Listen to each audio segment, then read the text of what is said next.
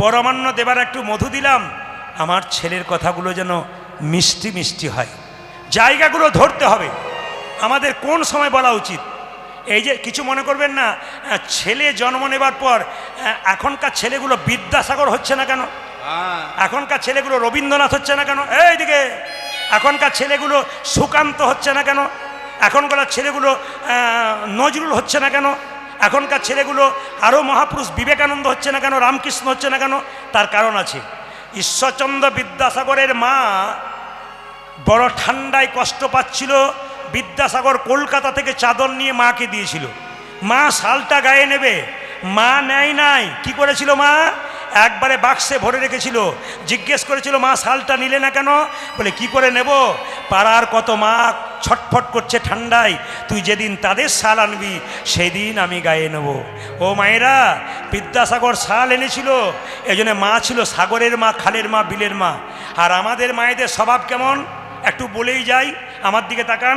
আপনাদের এই দক্ষিণ চব্বিশ পরগনার জন্য বলি নাই, আমাদের ওই দিকের জন্য বলছি, এদিকে তাকাবেন। এই বাচ্চা যখন স্কুলে যায়, ছোট বাচ্চা টিফিন বাক্সে খাবার দেয়, তোকে বলিনি বস, ও চমকে গেছে, বলছে এ শোন, বলে কি, এই টিফিন বাক্সে খাবার দিলাম, স্কুলে যাবি, নিজে খাবি, কাউকে দিবি না, দিলে তোর একদিন কি আমার একদিন, কান মুলে উঠবস কর। ছেলে কান মুলে উঠবস করছে, মা কথা দিলাম নিজে খাবো, কাউকে দেবো না। ছেলে বড় হলো, পড়াশুনো করলো, চাকরি করলো, বিয়ে হলো, নিজে খেলো, বাবা মাকেই দিল না। প্রশ্ন করলো, দিলি না কেন? বলে তুমি তো ছোট থেকে আমাকে মন্ত্র পড়িয়েছো, নিজে খাবি, কাউকে দিবি না, নিজে খেলাম, তোমাদেরকেই দিলাম। বলে পাক্কা কথা, একবার বাস্তব কথা, হিসাব কথা। এই হিসাব বলতে গেলে তো রাত্রি পেরিয়ে যাবে, কিন্তু কি করবেন, হিসাবের মধ্যে আমাকে যেতে হবে। ওই যে সংক্ষেপের মধ্যে যাচ্ছি, লক্ষ্য করুন। বিল্লমঙ্গল জন্ম নিল মা। যে কোনো বাচ্চা জন্ম নিলে বিধি তার কপালে লিখে দেয় তোর সুখ আছে না দুঃখ আছে। বিল্লমঙ্গলের যখন জন্ম হলো, বিধি কপালে লিখে দিল, বিল্ল তোর যখন 5 বছর বয়স হবে তুই মা হারা হবি। বিধির বিধান কে করে খণ্ডন, বিধির বিধান কে করে খণ্ড, বিধির বিধান কে করে খণ্ডন, বিধির বিধান কে করে খণ্ডন, কেহ বুঝিতে নারে নানা। বিধির বিধান কে করে খণ্ড, কেহ বুঝিতে নারে ওই যে কেহ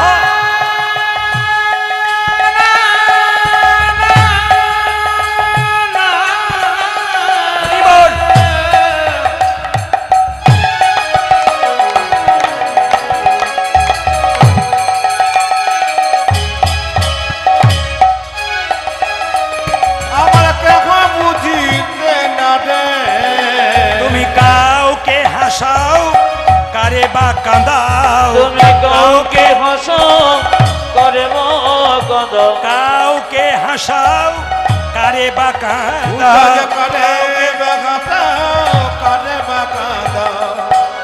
মায়েরা বলি বিধির বিধান যাই না বোঝা, আমার বিধির বিধান যাই না বোঝা, বিধির বিধান যাই না বোঝা, বিধির বিধান যাই না বোঝা, তুমি কারে বা হাসাও কারে বা কাঁদাও, বিধির বিধান যাই না বোঝা। প্রভু তুমি কারে বা হাসো কারে বা, ও যে বিধির বিধান যাই না বোঝা, তোমার বিধির বিধান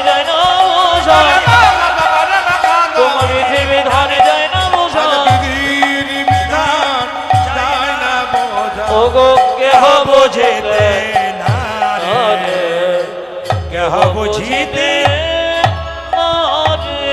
দেখি আপনারা কেমন লীলা শুনছেন। বিল্লমঙ্গলে কত বছর বয়সে মা মারা যাবে জোরে বলুন, একটু জোরে বলুন। 5 বছর। আস্তে আস্তে এদিকে এদিকে 5 বছর। বিল্লমঙ্গলে যখন 4 বছর বয়স হয়ে গেল, তার মায়ের একটা কঠিন রোগ হলো। রোগটার নাম কি মা? যক্ষা। করোনাতে যেমন মানুষ মানুষের কাছে যেত না, যক্ষা রোগীর আগে চিকিৎসা ছিল না, মানুষ ভয়ে কাছে যেত না, ছোঁয়াচে ছিল। বিল্লমঙ্গল প্রত্যেক দিন মায়ের কাছে যায়, মা আমায় কোলে নেবে না? বিল্লমঙ্গলে মা চিৎকার করে বলে, দূর হয়ে যা হতচ্ছাড়া, খবরদার আমার কাছে আসবি।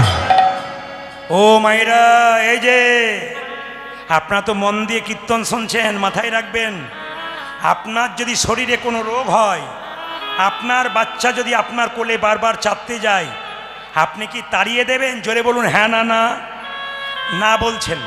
কিন্তু বিল্লমঙ্গলের মায়ের যক্ষা হয়েছে বলে বিল্লমঙ্গল বারবার মায়ের কোলে চাপতে যাচ্ছে, মা তাকে তাড়িয়ে দিচ্ছে। তাহলে কি এইটাই জানা গেল যে মা ছেলেকে ভালোবাসে না? আসলে তা নয়।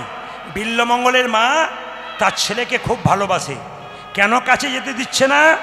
সে জানে আমার যে রাজরোগ হয়েছে, আমার ছেলে যদি বারবার আমার কাছে আসে, তাহলে সেই রোগটা তার মধ্যে গেলে আমার বংশে প্রদীপ জ্বালানোর কেউ থাকবে না। বারবার তাড়িয়ে দেয়। বাচ্চা ছেলের মন মানে না। 5 বছর যখন বয়স হলো, মা বিল্লমঙ্গল দৌড়ে এসে মায়ের বুকে ঝাঁপিয়ে পড়ল। মা চিৎকার করে বলল, খোকা।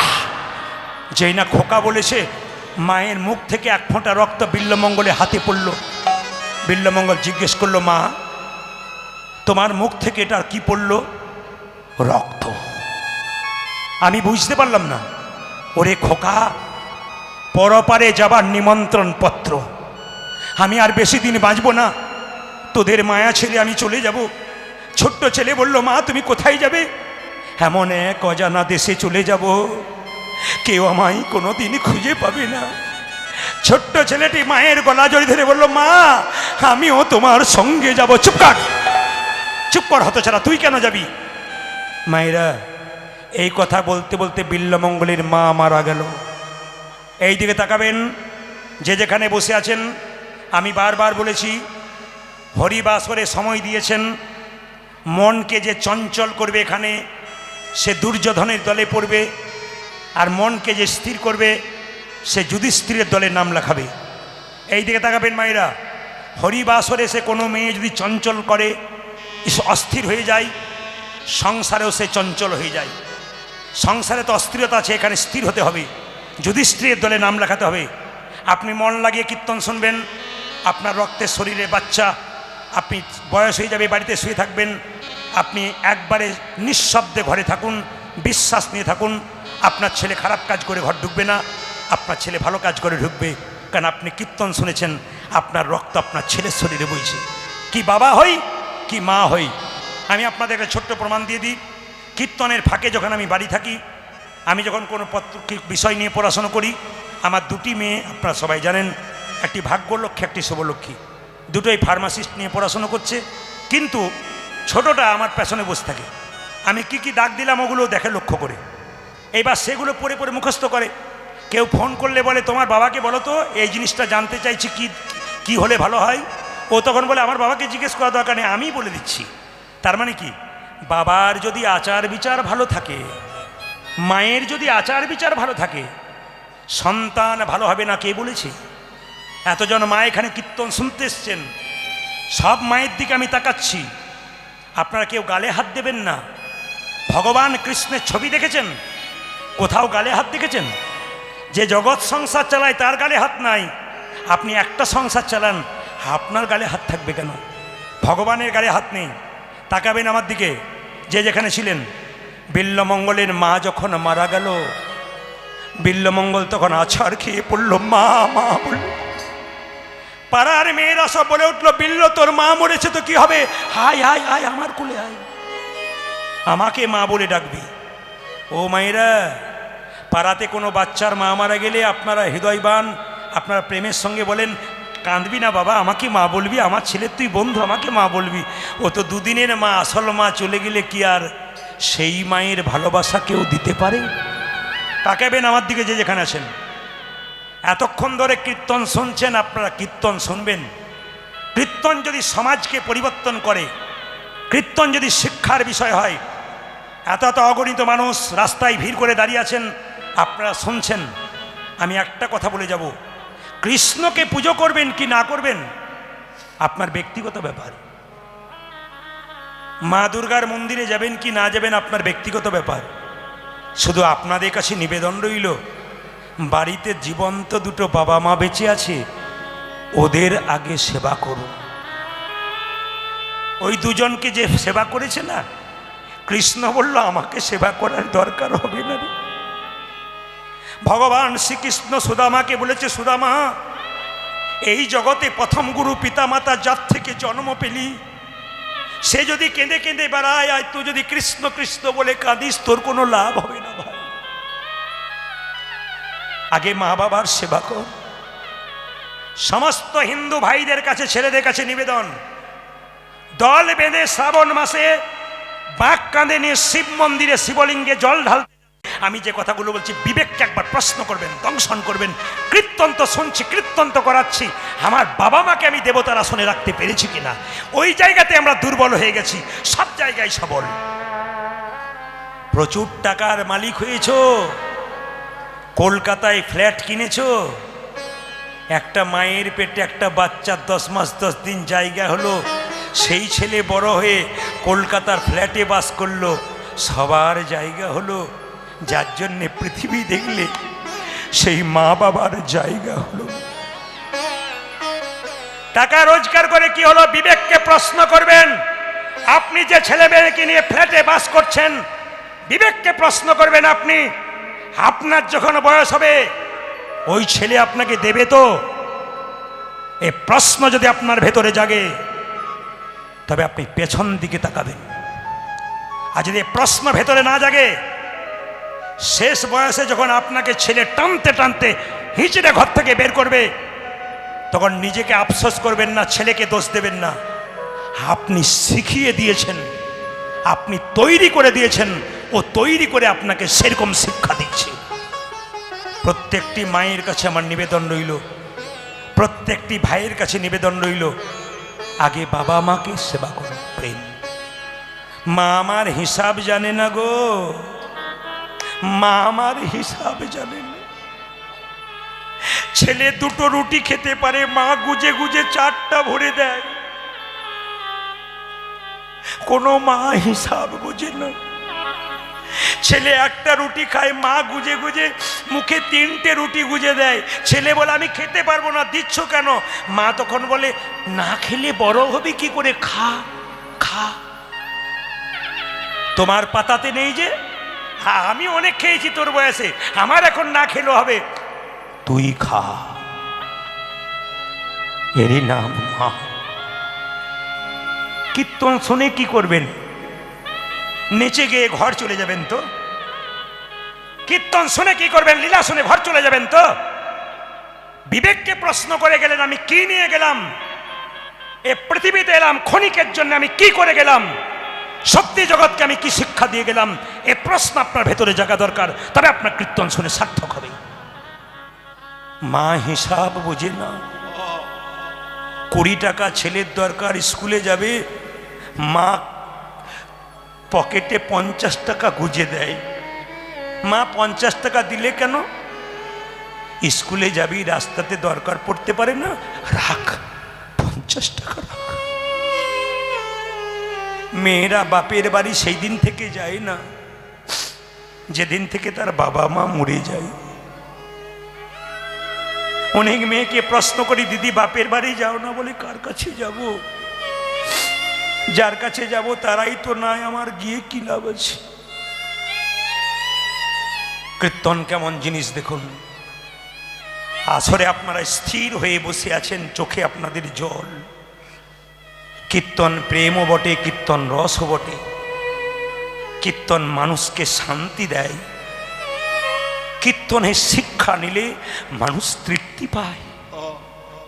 একজন ক্যান্সার রোগী আমাকে ফোন করে, ডাক্তারবাবু জবাব দিয়ে দিয়েছেন, এত জ্বালা, আপনার কীর্তনটা শোনার পর আমি জ্বালা নিবারণ করি।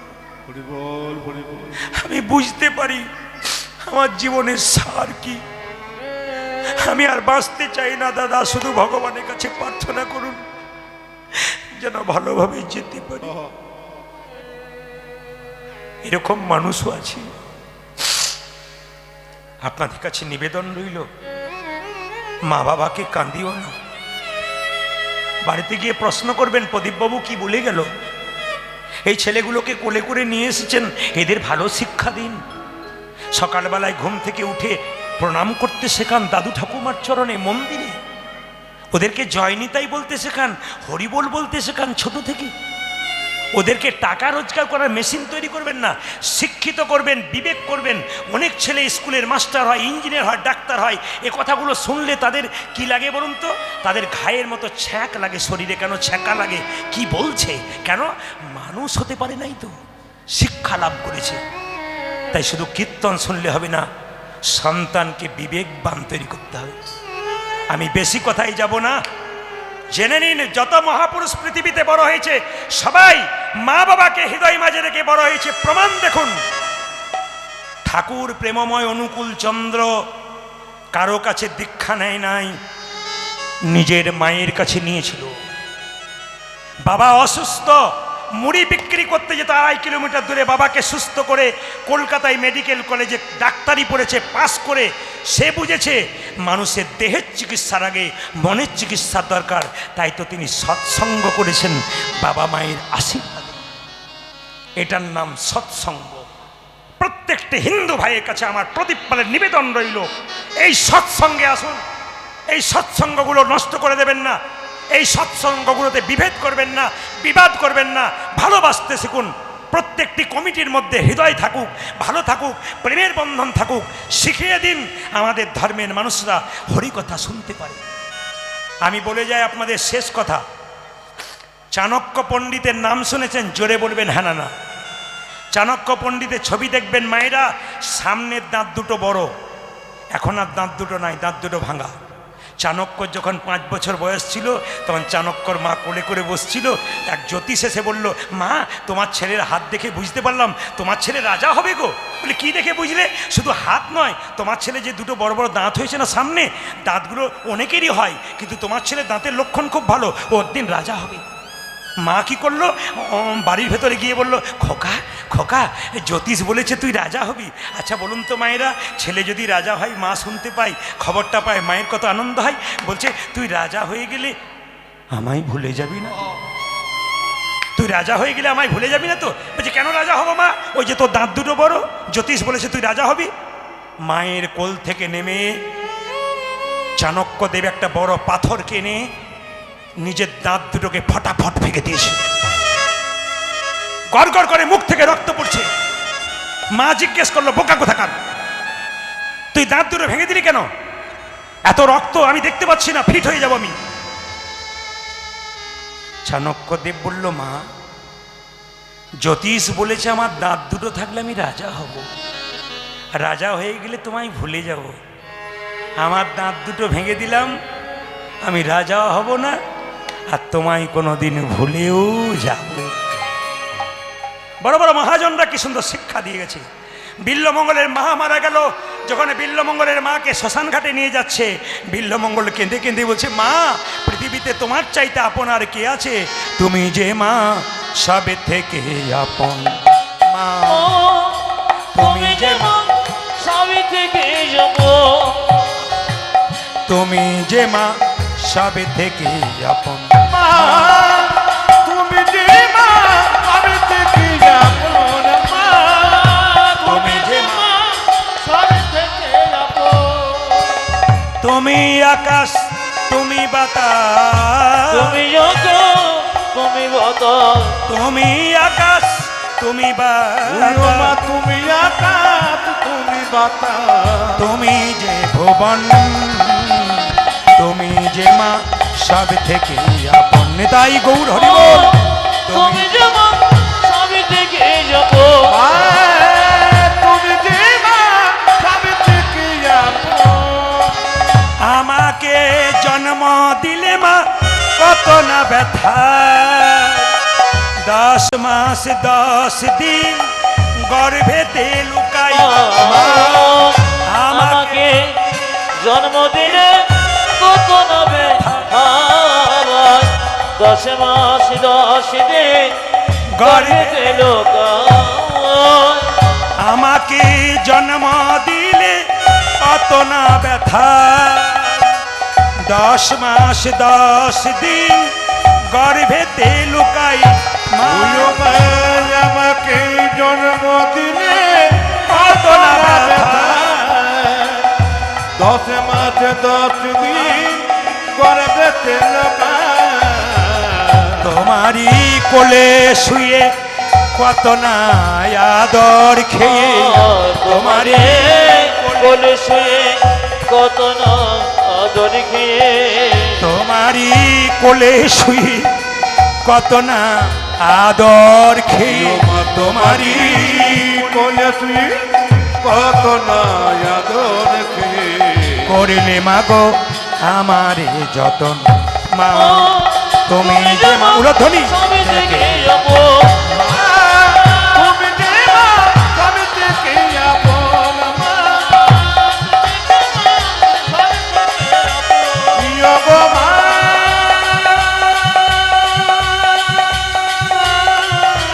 উলধ্বনি মাইরা জননী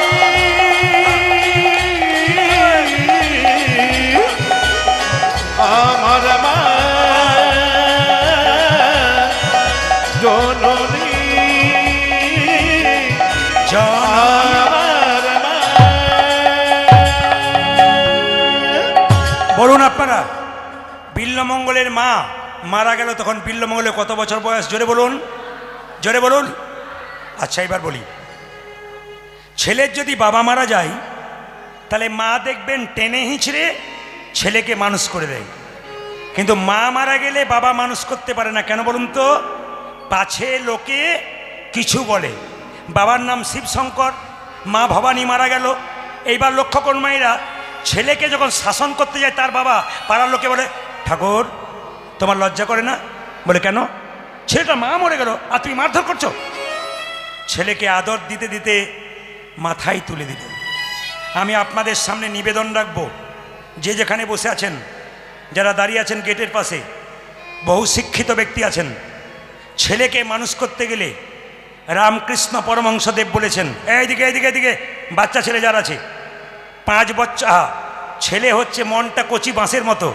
যেদিকে বাঁকাবেন সেদিকে বাঁকবে বাঁশ মোটা হলে আর বাঁকবে না শিক্ষা এইদিকে এইদিকে ছেলেকে শিক্ষা দেবেন ছোটবেলায় বড় হয়ে গেলে আর শিখবে না তাকান চাণক্যদেব বলেছে 5 বছর পর্যন্ত বাচ্চার কোনো দোষ ধরবে না খেলবে পড়বে ভাঙবে কিচ্ছু বলবে না 5 থেকে 15 পর্যন্ত ছেলে মেয়েকে শাসনের চোখে রাখুন যতগুলো বাবা মা আছেন কান খুলে শুনবেন 5 থেকে 15 পর্যন্ত ছেলে মেয়েকে আদর নয় একবারে লাল চোখে রাখুন ছেলে মেয়ে মানুষ হয়ে যাবে ছেলে মেয়ের বয়স যখন 16 পেরিয়ে যাবে বাবা মায়ের সঙ্গে সম্পর্ক কি পত্রা মিত্রা বাদাচরিত একবারে বাবা মায়ের সঙ্গে সম্পর্ক হবে বন্ধুর মতো শুধু একটা কথা বলে যায় মায়াপুর ইস্কন মন্দিরে যারা গেছেন শিলপ্রভুপাদের মূর্তি দেখেছেন জোরে বলুন হ্যাঁ না না এই শিলপ্রভুপাদ কলকাতার ছেলে ছিল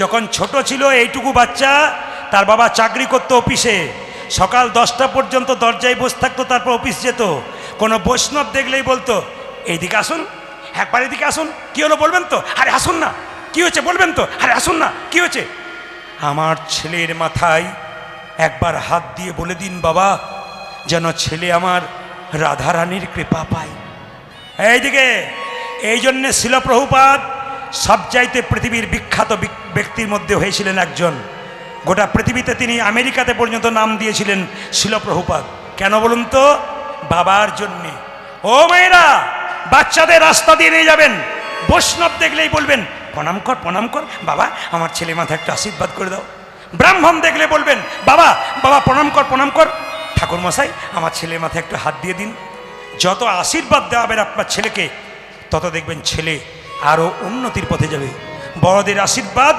ছোটদের নিতে হয় তবে একটা কথা বলে যাব ছেলের হাতে ফোন দিবেন কিছু বুঝলেন না মোবাইল ফোন এখন কিন্তু মোবাইল ফোনটা বাচ্চাদের কি হয়েছে শিক্ষিত ব্যক্তিরা শুনুন ডিজিটাল ডায়েট এইদিকে একজন মা বলছে আমার ছেলে না কার্টুন না দেখলে খাই না একদিকে কার্টুন একদিকে খাই। হ্যাঁ। আমরা মা কিছু মনে করো না, তোমার ছেলে কার্টুন দেখে আর খায়। এবার আপনার বিচার করুন, আপনার অনেক মায়েদের স্বভাব আছে কি বলুন তো, বাড়ির কাজগুলো গুছিয়ে নিতে হবে, ছেলে খুব কান্নাকাটি করে, মোবাইলটা দিয়ে দিলাম, কার্টুন দেখলো আর আমি ঘরের কাজ করলাম। কার্টুন তৈরি করছেন বাচ্চাকে, বাচ্চা কার্টুন দেখছে, খাবার খাচ্ছে। জোরে বলুন, বাচ্চা খাবার খাচ্ছে, কার্টুন দেখছে। বাচ্চা খাবারটা গেলে না খায়? জোরে বলুন, গেলে না খায়? জোরে বলুন, গেলে না খায়? আচ্ছা, গিললে হজম হয় না খেলে হজম হয়? যদি চিবিয়ে চিবিয়ে খাই হজম হয়, আর যদি গিলে স্টোমাকে গিয়ে হজম হয় না, অম্বল হয়, অ্যাসিডিটি হয়, ছেলে বিরক্ত হয়ে যায়। এখনকার বাচ্চারা যত মোবাইল নিয়ে নাড়াচাড়া করছে, যদি বাড়িতে মামা এসছে, খোকা তোর মামা এলো, প্রণাম কর, চুপ করো, এখন যাবো না, একটু পর যাবো। কেন? বিরক্তি ভাব। এই মোবাইলটা শুধুমাত্র ওদের জন্য নয়, আমাদের জন্যে। মেডিকেল সায়েন্স বলল আমাদের জন্য মোবাইলটা একটা রোগ হয়ে গেছে, কি ফোমো রোগ। ফোমো, FOMO, একটা প্রমাণ দেখুন। মোবাইলটা 2 মিনিট হাতের বাইরে, মোবাইল কোথায় রে? কই রে মোবাইলটা কই? এই আমার মোবাইল করি। মোবাইল রেখেছিলাম তো। আপনাদের হয় না? কীর্তন শোনা বন্ধ হয়ে যাবে যদি মোবাইল কেউ না পায়। হ্যাঁ। ছেলে হারিয়ে গেছে মায়ের মনে নাই, মোবাইল হারিয়ে গেছে মনে আছে, এরকম হয়। তাহলে বলুন তো, এটার নাম ফোমো রোগ, মানে মোবাইলটা হারিয়ে গেলে 1 মিনিট থাকতে পারে না। সে আপনাদের কাছে নিবেদন রইল, আপনার বাচ্চার হাতে কিন্তু মোবাইল দেবেন না। বিল্লমঙ্গল যখন 20 বছর বয়স হলো, কতগুলো অসৎ ছেলের সঙ্গে মেলামেশা করে কৃষ্ণবেন্না নদীর ওই পারে গেল। চিন্তামণির বয়স তখন 16, বিল্লমঙ্গলের 20। যখনই চিন্তাকে দেখলো বিল্লমঙ্গল, দুজনেই দেখতে সুন্দর, বিল্লমঙ্গল দেখার সঙ্গে চোখাচোখি হতে হতে দুজনের প্রেম হয়ে গেল। নদী পারে একই পতিতা, নাম চিন্তামণি। হরি বল। আজ নদীর পরে একই পতিতা, নাম চিন্তামণি। নদী পারে একই পতিতা,